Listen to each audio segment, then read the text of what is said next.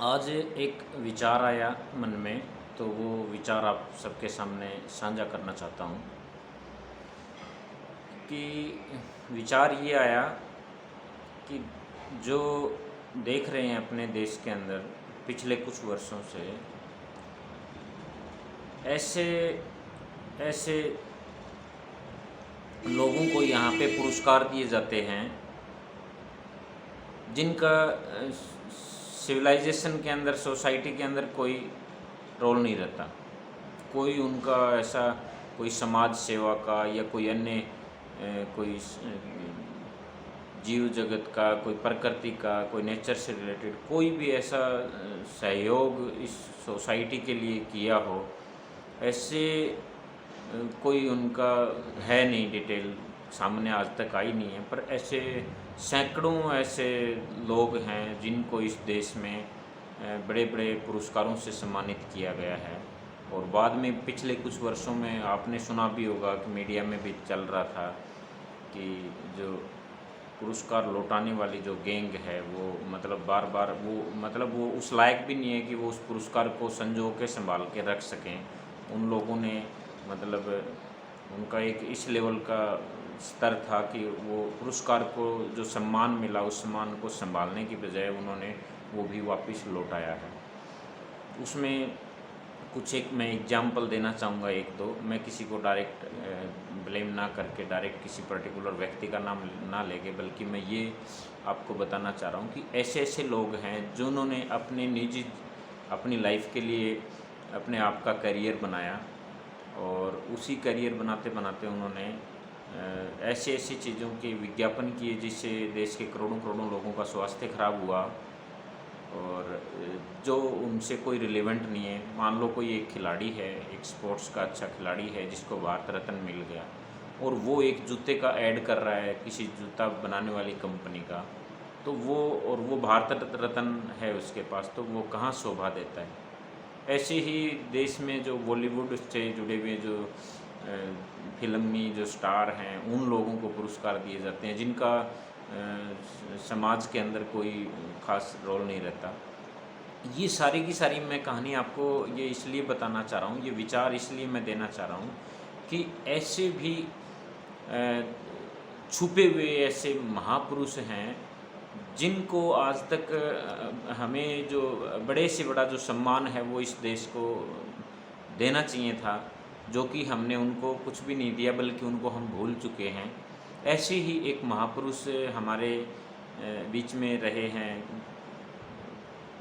जो अभी बिल्कुल आज़ादी के बाद के समय में अगर बात करें तो उनसे बड़ा देश के लिए कोहिनूर और ऐसा महापुरुष जिन्होंने इस राष्ट्र के लिए अपने पूरे जवानी, पूरा जीवन, पूरी शिक्षा, पूरा सब कुछ समर्पित कर दिया, ऐसे महापुरुष आदरणीय श्री राजीव दीक्षित जी के बारे में मैं आपको कहना चाहूँगा कि आज देश में उनके विचारों पे चलने वाले, उनके विचारों को अपने जीवन में अप्लाई करके अलग अलग व्यापार, अलग अलग अपने जीवन की सुख सुविधाएं, और उनके करोड़ों करोड़ों ऐसे फॉलोअर हैं आज भी देश में, जो कोई गौ सेवा पे कार्य करता है, कोई खेती, देसी खेती के ऊपर कार्य करता है, कोई भारतीय विधाओं की चिकित्सा के ऊपर कार्य करता है, कोई पर्यावरण के ऊपर कार्य करता है। तो ऐसे लाखों नहीं बल्कि करोड़ों में ऐसे लोग हैं जो राजीव दीक्षित जी के विचारों से अपने जीवन में उतार के और अपने जीवन को एक सुकून का जीवन जी रहे हैं। उन सभी लोगों से और बाकी भी पूरे देश के लोगों से मेरा एक निवेदन है कि क्या हम सबको मिलके ऐसा प्रयास नहीं करना चाहिए कि भाई हमें उस व्यक्ति को, उस महापुरुष को जिसने पूरे देश को एक ऐसा विचार दिया जिससे राजनीति के अंदर भी बहुत सारे बदलाव आए, जिसने समाज के अंदर भी बहुत सारे बदलाव आए, जिसमें अलग अलग विषयों पे जिसने विचार दिया, और उससे एक क्रांति जो पिछले 10 से 15 सालों में हुई है, वो क्रांति का कहीं ना कहीं अगर मूल विचार है तो वो राजीव दीक्षित ही है। तो मेरा सभी से ये निवेदन है कि हम सबको मिलके ऐसा कोई एक कैंपेन चलाना चाहिए, ऐसा कोई मूवमेंट चलाना चाहिए जिससे राजीव दीक्षित जी को जो देश का सबसे सर्वोपरि सर्वोत्तम जो पुरस्कार है वो उनको मिले, क्योंकि आने वाली हमारी जो नस्लें हैं वो उनके विचारों को सुनेंगी और ऐसे महापुरुषों को हमें गौण नहीं करना चाहिए, बल्कि हमें उनको सम्मान देना चाहिए और उनके लिए जो भी सम्मान में जो हो सकता है अच्छे से अच्छा वो हमें मिल के करना चाहिए। और इसके लिए आप सबकी क्या राय है वो इस वीडियो के माध्यम से अगर मेरी बात का समर्थन करते हैं तो कमेंट में आप बताएं कि आप सबकी क्या राय है, कि क्या ऐसा मतलब उनका सम्मान नहीं होना चाहिए कि जो उनके साथी थे वो भी उनको भूल चुके हैं और सरकारों से तो कोई उम्मीद कर ही नहीं सकते। तो आप सबकी क्या राय है ये आप कमेंट में बताएं। वीडियो बहुत ज़्यादा लंबी हो जाएगी, मैं ज़्यादा लंबी बात न करते हुए मेन यही था कि हमें राजीव दीक्षित जी को भी सम्मान दिलाने के लिए कोई ना कोई एक ऐसा मूवमेंट चलाना चाहिए। तो आप अपनी राय कमेंट में दें। सभी साथियों को धन्यवाद।